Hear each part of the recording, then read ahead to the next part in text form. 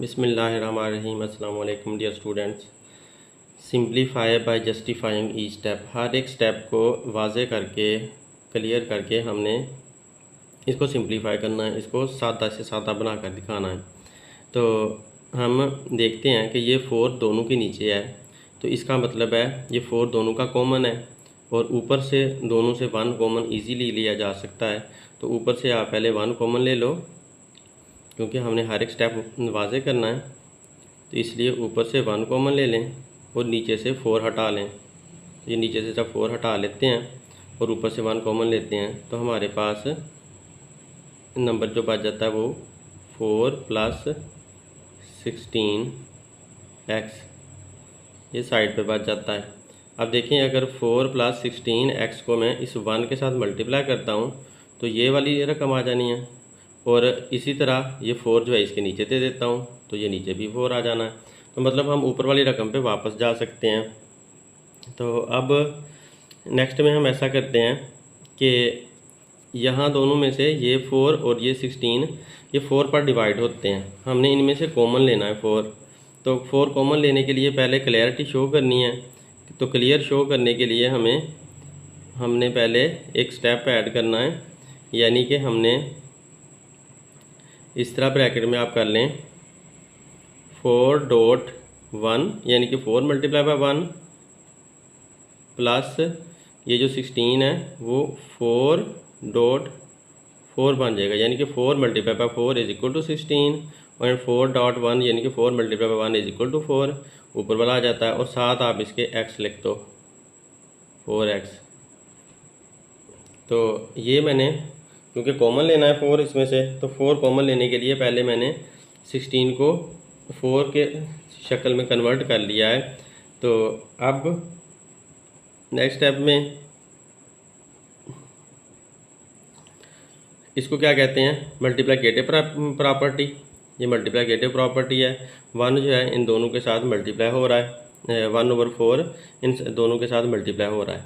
तो इस वजह से इसका नाम पहले लिख दो आप मल्टीप्लिकेटिव प्रॉपर्टी। सॉरी, यहाँ पर आई है ना, मल्टीप्लिकेटिव प्रॉपर्टी। अब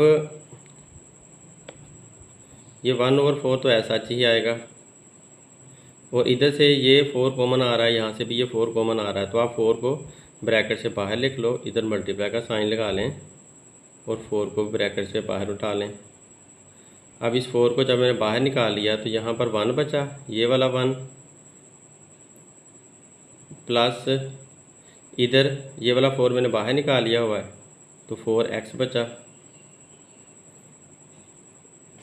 ये 4 और ये 4 बाहर रख लिया हुआ है तो यहाँ 1 बचा है और यहाँ पर ये 4x बचा है। अब देखो, इस 4 को अगर मैं मल्टीप्लाई करूँ तो इस 1 के साथ तो 4.1 आ जाना है, और इसी को अगर मैं इसके साथ मल्टीप्लाई करता हूँ तो 4.4x आ जाना है। ऊपर वाला स्टेप फिर वापस आ जाता है। तो लिहाजा हम इस तरह से कर सकते हैं। अब इसे क्या कहा जाता है, डिस्ट्रीब्यूटिव लॉ, क्योंकि ये 4 जो है इन दोनों के साथ डिस्ट्रीब्यूट हुआ था। 4 इसके साथ भी डिस्ट्रीब्यूट हुआ था, तो लिहाजा ये डिस्ट्रीब्यूटिव लॉ कहलाएगा।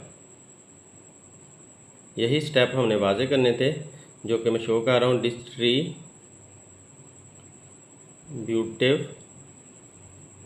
Distributive law.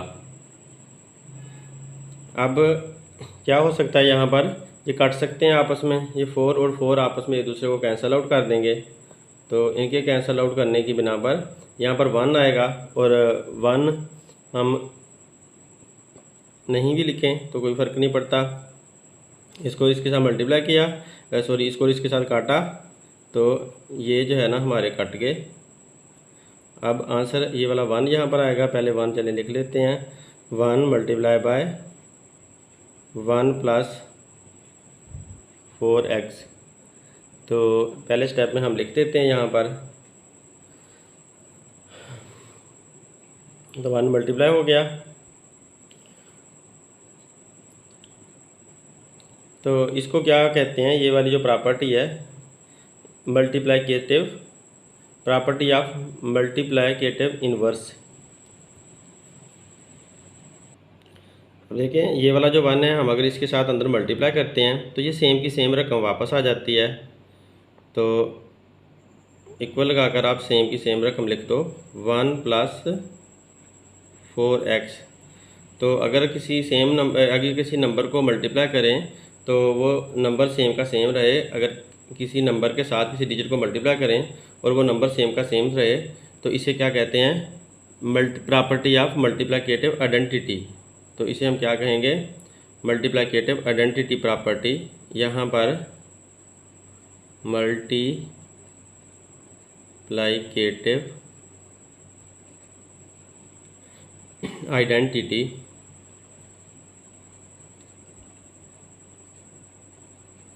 प्रॉपर्टी, क्योंकि हम इसको 1 को मल्टीप्लाई कर रहे हैं और ये सेम का सेम रहा है तो मल्टीप्लिकेटिव हो गया। आइडेंटिटी मीन इसने अपनी पहचान कंटिन्यू रखी है, तो लिहाजा इससे हमें ये नंबर मिल जाता है और यूँ ये प्रॉपर्टी भी वाज़ेह होगी। और ये सिंप्लीफाई हो चुका है। अब इससे मज़ीद और हम इसे सिंप्लीफाई नहीं कर सकते, ये अपने लास्ट एंड पे पहुंच गया हुआ है।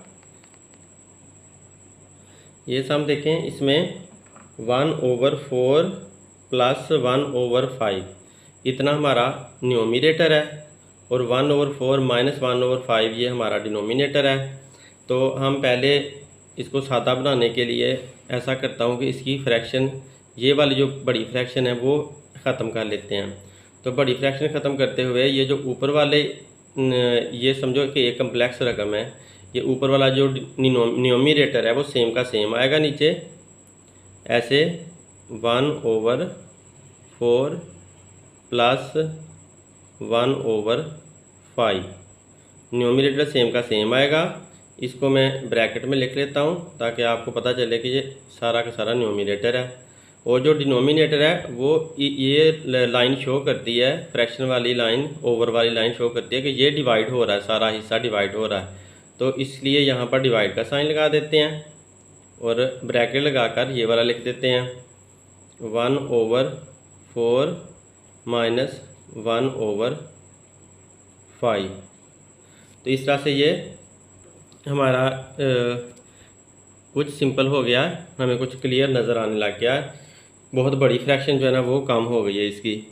अब हमने जब दो फ्रैक्शन के दरमियान, ये वाली एक फ्रैक्शन है, एक ये फ्रैक्शन है, दो फ्रैक्शन के दरमियान अगर प्लस का साइन हो या दो फ्रैक्शन के दरमियान अगर माइनस का साइन हो तो हमने उनका डिनोमिनेटर सेम करके हल करना होता है या हम एलसीएम लेकर हल कर सकते हैं। तो एक एलसीएम वाला तरीका होता है और एक डिनोमिनेटर सेम करने वाला तरीका होता है। तो लिहाजा हम ये 4 और ये 5 जो दो डिनोमिनेटर हैं इनको सेम डिनोमिनेटर बनाने की कोशिश करते हैं। तो इस तरह से हम सेम डिनोमिनेटर बनाने के लिए 1/4 को 5 से मल्टीप्लाई कर दें, यहाँ भी 5 से मल्टीप्लाई कर दें। यूँ समझें कि हमने नीचे भी 5 से मल्टीप्लाई कर दिया, ऊपर भी 5 से मल्टीप्लाई कर दिया, तो यहाँ नीचे ये 5 आ गया और ऊपर भी 5 से मल्टीप्लाई हो गया। तो ये जो 1/4 था इसको मैंने ऊपर भी 5 से मल्टीप्लाई किया, नीचे भी 5 से मल्टीप्लाई किया, ये प्लस का साइन ऐसे ही लगा दिया। और ये जो 1/5 है इसको मैं इसके 4 से मल्टीप्लाई करूँगा, यहाँ भी मल्टीप्लाई बाय 4 लिख देते हैं और यहाँ भी मल्टीप्लाई बाय 4 लिख देते हैं। तो ऊपर वाला भी 4 से मल्टीप्लाई हो गया, ये ब्रैकेट है सच रहने देते हैं और डिवाइड का साइन लगा दिया।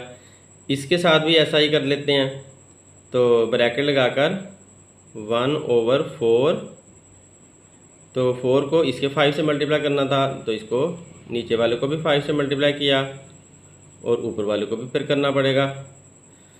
तो इसलिए इस तरह से हमारा डिनोमिनेटर सेम हो जाएगा। ये लाइन ज़रा लंबी कर लें, माइनस ये 1/5, इसको 4 से मल्टीप्लाई करना है क्योंकि ये वाला 4 है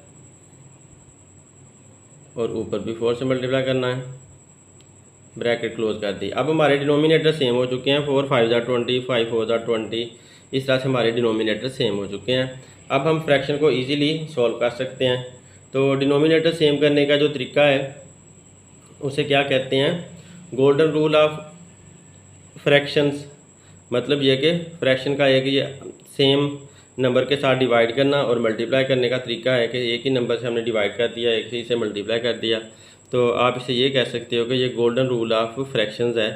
फ्रैक्शन को इस तरह से हम शुरू से ही डिनोमिनेटर उनके सेम करते आ रहे हैं। तो यहाँ पर मैं लिख देता हूँ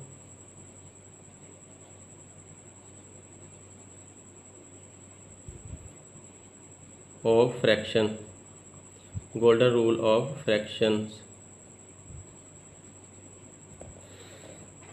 अब क्या हुआ, यहाँ पर देखें, ये हमारा ऊपर से जब हमारा डिनोमिनेटर सेम हो गया तो हम अब इनको मल्टीप्लाई करके लिखते हैं। 5 × 1 = 5, 5/4, 5 × 20, 20 प्लस 4 × 1 = 4, 4/20, 5 × 4 = 20। ये हमारे सेम डिनोमिनेटर हो गए। Divide by 5 × 1 = 5, 5/20, 4 × 5 = 20 minus 4 × 1 = 4/20। तो सेम डिनोमिनेटर हमारे हो चुके हैं। अब क्या है कि इन दोनों के नीचे सेम 20 है तो 20 कॉमन लिया जा सकता है और ऊपर से 1 कॉमन लिया जा सकता है। तो हम ऐसा करते हैं कि ये 20 नीचे से निकाल लेते हैं, या 20 नीचे वाला कॉमन ले लेते हैं और ऊपर से 1 कॉमन ले लेते हैं। तो यहाँ पर ऊपर 1 आ गया और नीचे जो है वो 20 आ जाएगा।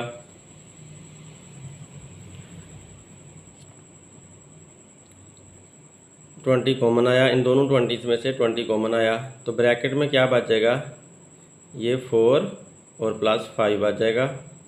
सॉरी, यहाँ पर 5 आना था, 5 + 4, ये वाला 5 बचा ब्रैकेट में, प्लस ये 4 ब्रैकेट में बचा, क्योंकि नीचे से हमने 20 कॉमन ले लिया है और इन ऊपर दोनों में से 1 कॉमन ले लिया। तो जैसे पहले हम करते आ रहे हैं उसी तरह से हमने किया।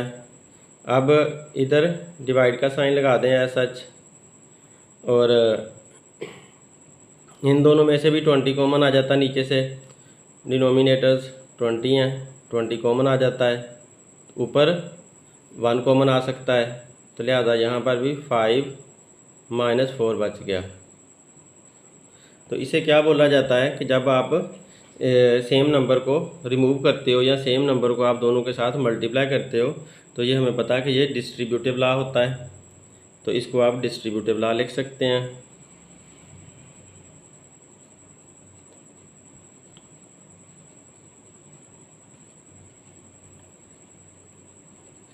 डिस्ट्रीब्यूटिव लॉ बन गया। अब क्या है कि इधर से इनको प्लस कर लो, नीचे वालों को जो माइनस हो सकते हैं तो माइनस कर लें।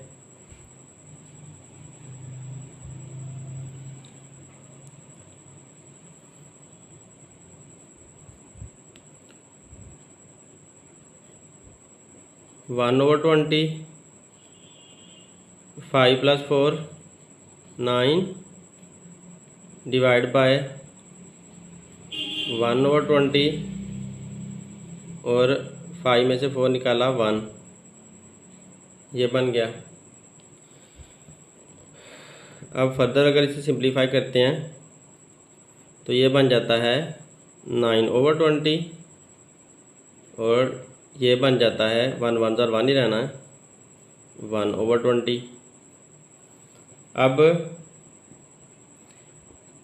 हम इसको ये डिवाइड हो रहा है, ये फ्रैक्शन डिवाइड हो रही है, तो ये मल्टीप्लाई में कन्वर्ट कर लेते हैं ताकि हम इसे कैंसल आउट कर सकें। तो मल्टीप्लाई में कन्वर्ट करेंगे,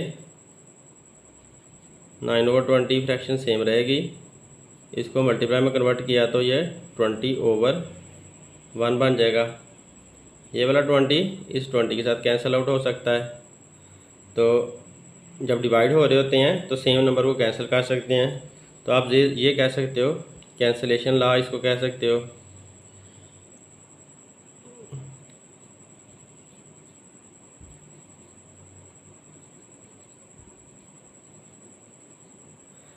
ये कट गए। अब ऊपर से 9 बचा हुआ है और नीचे 1 बचा हुआ है। 9 को 1 पे डिवाइड करो तो आंसर 9 ही रहना है। तो यूँ हमारा 9 जो है ना, इसका सिंप्लीफाइड आंसर आ चुका है। तो अब नेक्स्ट सम की तरफ चलते हैं। जैसे हमने अभी पार्ट किया है पार्ट 2, सेम इसी तरह का ये पार्ट 3 है। बस यहाँ पर a over b plus c over d दिया हुआ है, तो वहाँ पर था 1/4 प्लस 1/5। तो इस तरह से थे। वहाँ पर डिजिट दिए हुए थे, तो यहाँ पर अल्फ़ाबेट दे दिए हैं। सवाल बिल्कुल सेम है, सेंस सेम है, सब कुछ हमने सेम उसी तरह से ही इसको लेकर चलना है। तो पहला स्टेप हम पहले वाले की तरह हम करते हैं इसका। तो पहले स्टेप में हम क्या करते हैं कि इक्वल साइन लगाकर ऊपर वाला न्यूमरेटर, ये इतना हिस्सा न्यूमरेटर है, उसको उतार लिया। a over b plus c over, ये वाला a over b plus c over d, इसको मैंने उतार लिया और इसे ब्रैकेट में लिख दिया। अब ये नीचे वाला सारा जो डिनोमिनेटर है वो डिवाइड हो रहा है, इस लाइन के साथ ये डिवाइड हो रहा है, तो इसे साइड पे डिवाइड पे लिख लिया। तो इसे भी ब्रैकेट में लिख लेते हैं, a over b minus c over d, इसको भी ब्रैकेट में लिख लेते हैं। अब क्या है कि इनके हमने डिनोमिनेटर सेम करने हैं, क्योंकि ये एक फ्रैक्शन है, ये दूसरी फ्रैक्शन है प्लस से सेपरेट हो रही है, ये एक फ्रैक्शन, ये दूसरी फ्रैक्शन माइनस से सेपरेट हो रही है। तो इसका डिनोमिनेटर b है, इसका d है, तो इनके डिनोमिनेटर सेम करने हैं। तो लिहाजा हमने क्या करना है, इसके डिनोमिनेटर के साथ इसको मल्टीप्लाई करना है और इसके डिनोमिनेटर के साथ इसको मल्टीप्लाई करना है। तो हम वही काम करते हैं। ये जो a ओवर b है उसको इसके डिनोमिनेटर d के साथ मल्टीप्लाई कर देते हैं। तो नीचे मल्टीप्लाई किया d के साथ, ऊपर भी मल्टीप्लाई किया d के साथ, ये प्लस का साइन सेम लगा दिया, ये वाला c ओवर d को लिखा, इसका डिनोमिनेटर b है, उसके साथ मल्टीप्लाई किया, तो ऊपर भी हमें मल्टीप्लाई करना पड़ा। सेम डिनोमिनेटर के साथ हमने सेम डिनोमिनेटर बना लिया और डिफरेंट डिनोमिनेटर के साथ हमने मल्टीप्लाई कर दिया। अब ये डिवाइड का साइन, ब्रैकेट, इधर भी ऐसा ही करेंगे। ये a ओवर b है पहली रकम, तो ये वाला जो डिनोमिनेटर है दूसरी फ्रैक्शन का डिनोमिनेटर है, उसके साथ हम नीचे वाले को भी मल्टीप्लाई करेंगे, ऊपर वाले को भी मल्टीप्लाई करेंगे। नीचे वाले के साथ मल्टीप्लाई d कर दिया, ऊपर भी मल्टीप्लाई d कर दिया, ये माइनस का साइन लगा दिया और c ओवर d लिखा, c ओवर d ये वाला लिख लिया। इसके साथ मल्टीप्लाई किसको करना है, ये जो दूसरा डिनोमिनेटर है b, तो b को इधर भी मल्टीप्लाई कर दो और इधर भी मल्टीप्लाई कर दो, ऊपर भी और नीचे भी। तो ये फिर क्या हुआ, वही golden rule of fractions, denominator same करने वाला जो गोल्डन रूल है।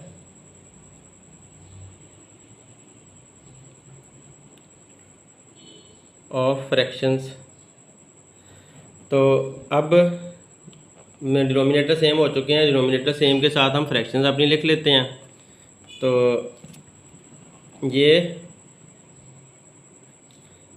ऊपर बनेगा AD over BD plus BC, इसको BC लिख लेते हैं, ओवर BD। चाहे DB लिखो या BD लिखो फ़र्क नहीं पड़ता, लेकिन तरतीब एक रखें। इसी तरह CB भी लिख सकते हैं और BC भी लिख सकते हैं, बस तरतीब सेम रखनी है। मल्टीप्लाई में ये पहले लिखने से या बाद में लिखने से फ़र्क नहीं पड़ता। तो इसकी ब्रैकेट यूज़ कर दो, डिवाइड बाय, ये ऊपर से आया AD और नीचे से आया BD, माइनस में ऊपर से आया BC और नीचे से आया BD। B और D मल्टीप्लाई हुए तो BD आ गया। तो ये करने के बाद अब क्या करना है, अब हमने ये BD नीचे कॉमन है, BD को कॉमन ले लेना, इधर से भी BD को कॉमन ले लेना। यहाँ पर कर देता हूँ, एक स्टेप हमारा वाज़े हो जाए। तो यहाँ पर अगला स्टेप मैं करने लगा हूँ। तो इधर से AD और ये BC, ये दोनों में से कुछ भी कॉमन नहीं आ रहा, तो इधर से हम कॉमन 1 ले लेते हैं। और नीचे से ये BD और ये BD कॉमन आ रहे हैं, तो नीचे से BD कॉमन ले लेते हैं। जैसे पहले हमारा 20 कॉमन आया था, BD कॉमन ले लेते हैं। और ब्रैकेट के अंदर क्या आ जाएगा, ये AD प्लस BC आ जाएगा, AD प्लस BC। अब इधर से ये डिवाइड का साइन ऐसा सच लगा देंगे, और इधर से कॉमन वही BD इधर से भी कॉमन आ रहा है, और ऊपर से कुछ कॉमन नहीं आ रहा, तो 1 कॉमन ले लेंगे। तो यहाँ पर 1 और नीचे से BD। ब्रैकेट में क्या बचा, AD माइनस BC बच गया, AD माइनस BC। अब क्या हुआ यहाँ पर देखें, ये जो BD है वो इन दोनों के साथ मल्टीप्लाई होना है, इसने नीचे चला जाना है, और यहाँ पर भी BD ने इन दोनों के नीचे चला जाना है। तो ऐसा जो होता है उसे क्या कहा जाता है, डिस्ट्रीब्यूटिव लॉ।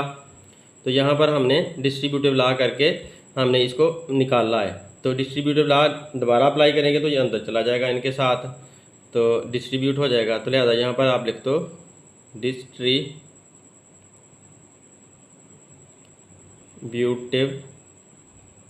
लॉ। अब इसको नेक्स्ट में जाकर हम इधर इनको सेम लिख देंगे और डिवाइड कर देंगे। ये डिवाइड हो रहा है तो डिवाइड को हम मल्टीप्लाई में कन्वर्ट कर देंगे। तो नेक्स्ट स्टेप देखें, अभी तो से देखें, ये डिवाइड का साइन है, तो इसको हम उलट करके मल्टीप्लाई का साइन बना लेंगे। 1/BD, इसको ऐसा ही लिखना पड़ेगा, AD प्लस BC। ये डिवाइड उलट हो गया, मल्टीप्लाई बन गया, तो ये ऊपर चला जाएगा BD, ये 1 आ जाएगा। जबकि ये जो है ये वैसे ही घूम जाना, ये ऊपर वाले के साथ। पहले ये जो AD माइनस BC है ये ऊपर वाले 1 के साथ था, ऊपर वाले 1 से 1 हमने इसमें से कॉमन लिया था, तो इसने नीचे आ जाना है, AD माइनस BC। क्योंकि इस 1 के साथ ये मल्टीप्लाई हो रहा है ना, तो ये 1 के साथ ही नीचे आ जाएगा, और ये BD जो ऊपर चला जाएगा जब हम उलट करेंगे, मल्टीप्लाई में कन्वर्ट करेंगे डिवाइड को। तो अब देखें, जो कैंसलेशन प्रॉपर्टी अप्लाई करनी है, ये AD प्लस BC है और ये AD माइनस BC है, ये तो नहीं कर सकते। ये BD है और ये BD है, ये ऊपर है ये नीचे है, तो इनको आप कैंसिल आउट कर सकते हो, इसको आप इसके साथ कैंसिल आउट कर देते हो। तो उसी तरह ये प्रॉपर्टी यूज़ होगी कैंसिलेशन लॉ।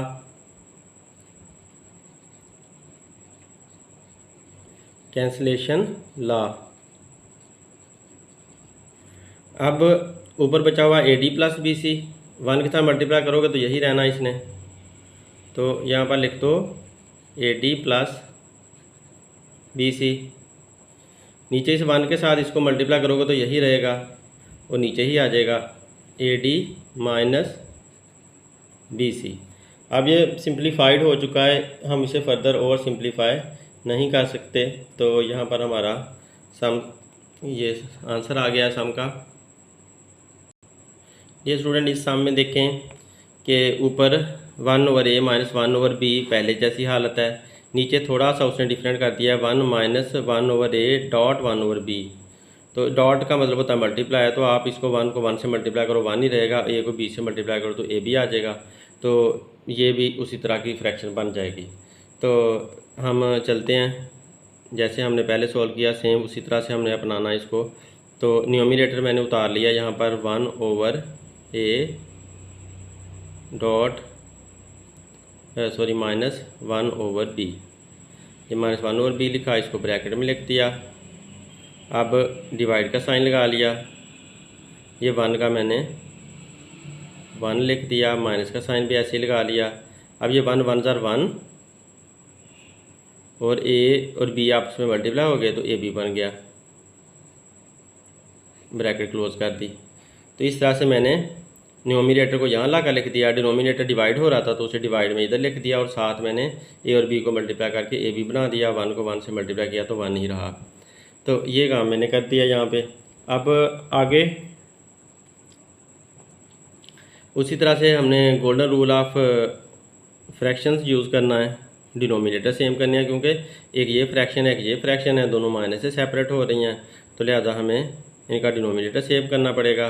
तो ये 1/a लिखा, इसे मल्टीप्लाई किससे करेंगे, इस b से मल्टीप्लाई किया, नीचे भी किया तो ऊपर भी किया, माइनस इस तरह 1/b लिखा, तो मल्टीप्लाई किससे करेंगे, इस वाले a से, यहाँ भी a लिखा, यहाँ भी a लिखा, ब्रैकेट क्लोज हो गई, ये डिवाइड का साइन लगा दिया, और यहाँ पर ये 1 है तो 1 को 1/1 बना लो, ठीक है, 1 को 1/1 बना लो, फ्रैक्शन बना लो, क्योंकि ये भी फ्रैक्शन है, तो इधर से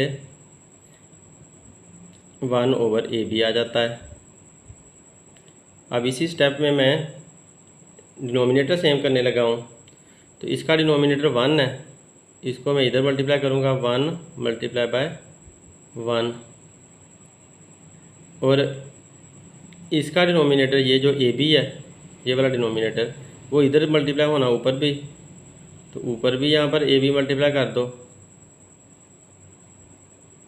और नीचे इसका करते हैं ऐसे, इसको बड़ा लंबी लाइन कर लेते हैं, यहाँ माइनस का साइन लगा देता हूँ, तो नीचे भी मल्टीप्लाई बाय ए बी कर दें, ऊपर भी मैं ए बी से मल्टीप्लाई कर दिया, क्योंकि ए बी ये वाला डिनोमिनेटर था, ऊपर भी मल्टीप्लाई हो गया, नीचे भी मल्टीप्लाई हो गया इस 1 वाली फ्रैक्शन के साथ, तो 1 जो है वो इधर मल्टीप्लाई हुआ है। अब ब्रैकेट क्लोज कर दें, तो वही ये क्या हुआ, गोल्डन रूल ऑफ फ्रैक्शंस, ये लगा दिया, यानी कि डिनोमिनेटर सेम कर लिया है। डिनोमिनेटर सेम करने के बाद अब डिनोमिनेटर बना लेने हैं, 1b ऊपर से बन जाएगा, 1 को b से मल्टीप्लाई किया b ही आएगा, और नीचे ए बी आ जाएगा, माइनस ऊपर 1 ही आएगा, सॉरी 1 को a से मल्टीप्लाई किया तो a ही आएगा, और नीचे b को मल्टीप्लाई करेंगे a के साथ तो a b ही आएगा, ब्रैकेट क्लोज कर दी, डिवाइड, यहाँ पर ऊपर ए बी को 1 से मल्टीप्लाई करेंगे तो ए बी आ जाएगा, और नीचे भी ए बी को मल्टीप्लाई करेंगे 1 के साथ तो ए बी ही आएगा, माइनस ऊपर 1 को 1 से मल्टीप्लाई करेंगे तो 1 ही रहेगा, और नीचे ए बी को 1 से मल्टीप्लाई करेंगे तो ये भी ए बी ही आ जाएगा। तो ये हमने मल्टीप्लाई कर दिया इनको। अब वही कॉमन लेने वाली बारी है, नीचे ए बी कॉमन आ रहा, ऊपर से यहाँ कुछ नहीं कॉमन आ रहा, तो आप कॉमन ले लो, ऊपर से 1 कॉमन आ रहा है, जब कुछ नहीं कॉमन आ रहा तो 1 तो कॉमन आ ही रहा होता है, 1 इसके साथ भी होता है, इसके साथ भी होता है, तो नीचे ए बी कॉमन आता है, ब्रैकेट में क्या बचा, यहाँ पर b बचा, और इधर से माइनस ए बचा, क्योंकि ये ए बी कॉमन है और बाहर आए हुए हैं, डिवाइड का साइन लगाया, इधर ऊपर से कुछ कॉमन नहीं आ सकता, ये ए बी है, ये 1 है, कुछ भी कॉमन नहीं आ रहा, तो लिहाजा ऊपर आपको 1 लिखना पड़ेगा, और नीचे आपको ए बी कॉमन मिल रहा है, तो ए बी कॉमन ले लिया, यहाँ पर ऊपर यहाँ ए बी बचा है, ए बी लिख देते हैं, -1 लिख देते हैं, ये वाला -1, नीचे से ए बी कॉमन है। अब ये क्या होता है, डिस्ट्रीब्यूटिव लॉ अप्लाई करेंगे तो ये वाला बन जाना, इस पर भी डिस्ट्रीब्यूटिव लॉ अप्लाई करोगे तो ये वाला बन जाना, तो यहाँ पर कौन सा लॉ यूज़ हुआ, डिस्ट्रीब्यूटिव लॉ, तो यहाँ पर आप लिख दो इसको शॉर्ट करके डिस्ट्रीब्यूटिव लॉ। अब क्या कर सकते हैं हम कि ये जो डिवाइड है इसे मल्टीप्लाई में बदलना पड़ेगा, 1/ab into b minus a, ये मल्टीप्लाई बन गया, तो ये ए बी ऊपर चला गया, और 1 और इसकी ये वाली सारी साइड नीचे आ गई, ए बी -1 ये सारे नीचे आ गए, क्योंकि 1 इसके साथ मल्टीप्लाई हो रहा था, तो इसको भी उठाकर 1 अपने साथ नीचे ले आएगा, उल्टी होगी सारी फ्रैक्शन। अब ये ए बी और ए बी एक दूसरे के साथ कैंसल आउट हो सकते हैं, क्योंकि ये एक दूसरे के साथ कैंसिल आउट हो सकते हैं। यहाँ पर मैंने इसको एज सच लिखा हुआ है और इसको डिवाइड को मल्टीप्लाई में बदला और ये इस तरह से हमारा बन गया।